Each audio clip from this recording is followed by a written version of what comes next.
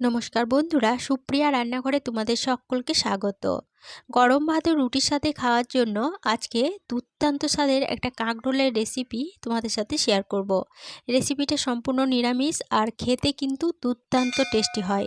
তাহলে চলো বন্ধুরা, দেখে নেওয়া যাক আজকে রেসিপিটা কিভাবে বানানো হয়। কাঁকরোল দিয়ে রেসিপি বানানোর জন্য এখানে 4 পিস কাঁকরোল নিয়েছি।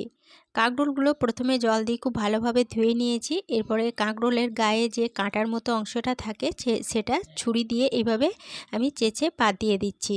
তোমরা কিন্তু এই কাঁটা সমেতও রান্না করতে পারো। আর এখানে আমি আমার রান্নার প্রয়োজন মতো 4 পিস কাঁকরোল রান্না করছি, তবে তোমরা তোমাদের রান্নার প্রয়োজন অনুযায়ী কাঁকরোলের পরিমাণ বাড়িয়ে বা কমিয়ে নিতে পারো। একে একে সমস্ত কাঁকরোলের কাঁটাগুলো আমি চেঁচে নেওয়া হয়ে গেছে। এবার এই কাঁকরোলগুলোকে কেটে নেব।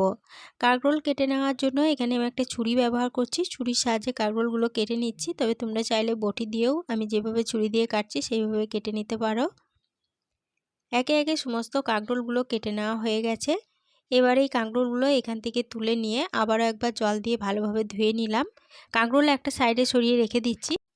এরপরে গ্যাসের ওভেনে একটা কড়াই বসিয়ে গ্যাসটা অন করে কড়াইয়ের মধ্যে দিয়ে দিচ্ছি 4 চামচ সরষের তেল।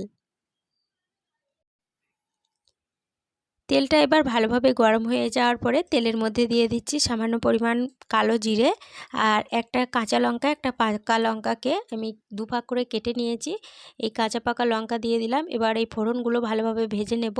ফোড়ন ভালোভাবে ভেজে নেওয়ার পর ফোড়ন থেকে যখন সুন্দর গন্ধ বেরোতে শুরু করে দিয়েছে, তখন তেলের মধ্যে কেটে রাখা সমস্ত কাঁকরোলগুলো দিয়ে দিলাম।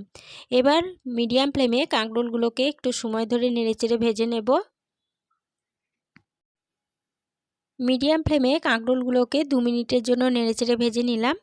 এরপরে এই গ্যাসের ফ্লেমটা একদম লোতে করে দেওয়ার পরে এর মধ্যে দিয়ে দিচ্ছি 1 চামচ গ্রেট করে নেওয়া আদা। ঝালের জন্য দিচ্ছি খুব সামান্য পরিমাণ ঝাল লঙ্কার গুঁড়ো। হাফ চামচ হলুদ গুঁড়ো দিয়ে দিলাম আর দিয়ে দিচ্ছি হাফ চামচ জিরে গুঁড়ো। এবার গ্যাসের ফ্লেমটা লো টু মিডিয়ামে রেখে সমস্ত মশলা খুব ভালোভাবে নেড়েচেড়ে কষিয়ে নেব।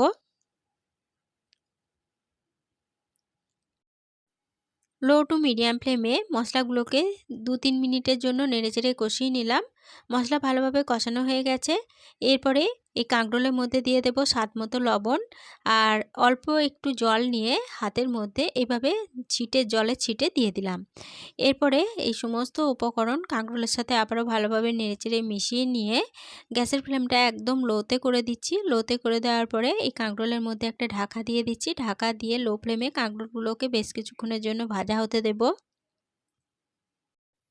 ঢাকা দিয়ে লো ফ্লেমে কাঁকরোলগুলো 2 মিনিটের জন্য ভাজা হতে দিয়েছিলাম। 2 মিনিট পর ফিরে এসে ঢাকাটা খুলে নিলাম। তারপরে কাঁকরোলগুলো আবার একবার ভালোভাবে নেড়েচেড়ে নিয়ে কাঁকরোলগুলো ভালো মতো সিদ্ধ হয়েছে কিনা আবার চেক করে নেব। কাঁকরোলগুলো দেখো খুব ভালোভাবে সিদ্ধ হয়ে গেছে। এবার এই কাঁকরোলের মধ্যে দিয়ে দেব কোরানো নারকেল। এখানে আমি 2 টেবিল চামচ মতো কোরানো নারকেল দিয়ে দিলাম। এরপরে দিয়ে দেব স্বাদের ব্যালেন্সের জন্য হাফ চামচ চিনি আর একটা কাঁচা লঙ্কাকে কেটে দিয়ে দিচ্ছি।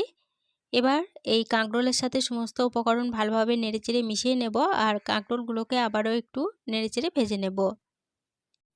নারকেলগুলো দিয়ে কাঁকরোলগুলোকে আবারও 2 মিনিটের জন্য নেড়েচেড়ে ভেজে নিলাম। এরপরে গ্যাসের ফ্লেম বন্ধ করে দিয়ে কাঁকরোল ভাজা কড়াই থেকে নামিয়ে নিলাম।